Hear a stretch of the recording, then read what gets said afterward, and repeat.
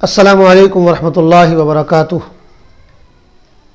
الحمدللہ رب العالمین والصلاة والسلام علی سید المرسلین وعلی آلہ وصحبہ اجمعین، اما بعد۔ ناظرین محترم، شعبان کا یہ مہینہ شروع ہو چکا ہے اور اس کے فوراً بعد رمضان کا مبارک مہینہ آنے والا ہے۔ حضور پاک علیہ الصلوۃ والسلام رمضان کی تیاری شعبان سے ہی شروع کر دیا کرتے تھے۔ حضرت عائشہ رضی اللہ تعالی عنہ فرماتی ہیں کہ جتنے نفل روزے حضور پاک علیہ الصلوۃ والسلام شعبان کے مہینے میں رکھتے تھے، میں نے کسی اور مہینے میں اتنے زیادہ روزے رکھتے ہوئے آپ کو نہیں دیکھا۔ یعنی بہت کثرت کے ساتھ آپ اس مہینے میں روزے رکھتے تھے۔ تقریباً سمجھ لیجئے کچھ دن چھوڑ کے پورے مہینے ہی نفل روزے آپ اس مہینے میں رکھتے تھے۔ تو گویا کہ ذہنی طور پر پہلے سے ہی آپ رمضان کے لیے تیار اور آمادہ ہو جاتے تھے کہ رمضان آنے والا ہے اور اس کے لیے اپنے آپ کو کس طرح ابھی سے عبادت کے لیے فارغ کرنا ہے، تیار کرنا ہے، اس کی آپ کوشش شروع کر دیا کرتے تھے۔ تو ہمیں بھی چاہیے کہ ہم رمضان کے آنے سے پہلے ہی رمضان کی تیاری شروع کر دیں۔ ہوتا یہ ہے کہ جب ہم بالکل بغیر کسی تیاری کے رمضان میں داخل ہوتے ہیں، یعنی ہم شعبان کا مہینہ غفلت میں گزار دیتے ہیں اور اچانک سے رمضان آ جاتا ہے، تو ایک دم ہم یعنی شروع کے دنوں میں تو خاص طور سے سٹپٹا سے جاتے ہیں اور رمضان کا جو حق ہے اس کو ہم ادا نہیں کر پاتے، کیونکہ ہمارا ذہن تیار نہیں ہوتا ہے۔ انسان کا مزاج یہ ہے کہ جس کام کے لیے وہ اپنے ذہن کو پہلے سے تیار کر لیتا ہے تو اس کام کو اچھے سے انجام دیتا ہے، اور جس کام کو بغیر تیاری کے وہ اچانک کرتا ہے تو اس کام کو وہ بہت اچھے ڈھنگ سے نہیں کر پاتا ہے۔ یہ اسلام کا فلسفہ بھی ہے۔ ہم دیکھتے ہیں کہ جو نمازیں ہیں، فرض نمازیں، ان سے پہلے اسلام نے وضو کا حکم دیا ہے اور دیگر اس طرح کی چیزوں کا حکم دیا ہے تاکہ انسان پہلے سے اپنے ذہن کو تیار کرے۔ وضو کروایا جاتا ہے اور یہ حکم دیا جاتا ہے کہ گھر سے وضو کر کے چلو۔ تحیۃ الوضو پڑھوائی جاتی ہے، تحیۃ المسجد کا حکم ہے۔ اسی طرح فرض سے پہلے کی سنتیں ہیں تاکہ انسان پوری طرح فرض نماز کے لیے تیار ہو جائے۔ تو اسی طریقے سے رمضان کے جو روزے ہیں، فرض روزے، ان سے پہلے انسان نفل روزے رکھ کر اپنے آپ کو تیار کر لے۔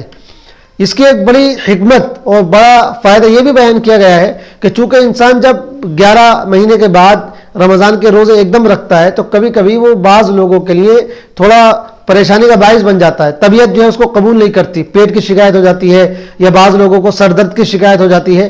تو انسان شعبان میں جب کچھ روزے رکھ لیتا ہے تو رمضان کے آتے آتے اس کا مزاج بن جاتا ہے اور اس کی باڈی جو ہے وہ روزہ رکھنے کے لیے تیار ہو جاتی ہے، تو اس کی وجہ سے پھر اس کو رمضان میں دقت نہیں آتی ہے۔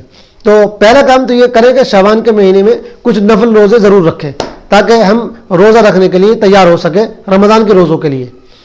دوسرا کام یہ کریں کہ جس طرح ہم رمضان میں صدقہ و خیرات کرتے ہیں اسی طریقے سے ابھی سے کچھ صدقہ و خیرات کی عادت ڈالیں تاکہ رمضان میں اس کو اور اچھے سے انجام دیا جا سکے، اور اپنے ذہن میں یہ خاکہ بنا لیں، ایک طریقے سے ذہن تیار کر لیں کہ کچھ لوگوں کو اپنے ذہن میں نامزد کر لیں کن لوگوں کی ہمیں رمضان میں مدد کرنی ہے۔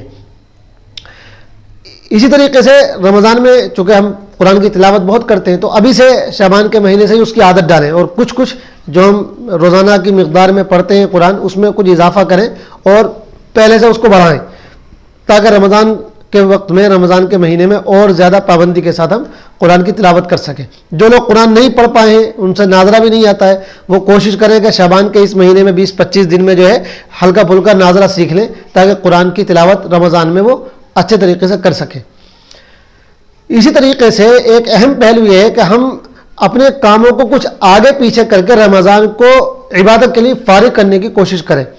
اگر ہمارے کام اس طرح کے ہیں کہ ہم رمضان میں اپنے آپ کو فارغ کر لیں اور ان کاموں کو یا تو رمضان سے پہلے نپٹا لیں یا رمضان کے بعد کے لیے چھوڑ دیں ان کو، تو اس کی بھی کوشش کریں۔ اپنا کام شعبان کے مہینے میں زیادہ کر کے رمضان کو عبادت کے لیے فارغ کرنے کی کوشش کریں۔ خاص طور سے ہم لوگ عید کی جو شاپنگ کرتے ہیں وہ رمضان میں کرتے ہیں، اور وہ بھی رمضان میں بھی بالکل آخری دنوں میں کرتے ہیں، تو شاپنگ ابھی کر لیں، کوئی مشکل نہیں ہے۔ کپڑے ہیں، جوتے ہیں، اس طرح کی ضروری چیزیں ہیں، وہ ہم رمضان کے آخری عشرے میں کرنے کے بجائے ابھی سے اگر ہم سامان خرید لیں تو زیادہ بہتر ہے۔ اس وقت بھیڑ بھی کم ہوتی ہے، آسانی بھی ہوتی ہے، اور یعنی اگر دیکھا جائے تو پیسے کے اعتبار سے کچھ کم قیمت پر بھی سامان مل جاتا ہے، تاکہ ہمارا آخری عشرہ اور آخری جو ایام ہیں رمضان کے وہ فارغ رہیں اور ہم ان میں اچھے طریقے سے عبادت کر سکیں۔ تو کہنے کا مقصد یہ ہے کہ ہم پوری طرح ابھی سے اپنے آپ کو تیار کریں، اور جب رمضان آئے تو ہم پوری طرح تیار ہوں، ایک دم اچانک سے رمضان نہ آ جائے، بلکہ ہم ذہنی طور پر، دماغی طور پر، اور بلکہ جسمانی طور پر بھی اپنے آپ کو پہلے سے رمضان کے لیے تیار رکھیں۔ اگر ہم ایسا کریں گے تو انشاءاللہ ہمارا رمضان بہت اچھا گزرے گا، اور رمضان میں ہمارے اعمال میں نور اور برکت بھی پیدا ہوگی، اور رمضان میں ہمارے اعمال لذت والے ہوں گے، یعنی ہمیں مزہ آئے گا اعمال کرنے میں۔ تو بس یہی عرض کرنا ہے کہ ہم ابھی سے اپنے آپ کو تیار کرنے کی کوشش کریں، تاکہ جب رمضان آئے تو ہم پوری طرح تیار ہوں۔ اللہ تعالی ہم سب کو عمل کی توفیق عطا فرمائے، آمین۔ وآخر دعوانا ان الحمدللہ۔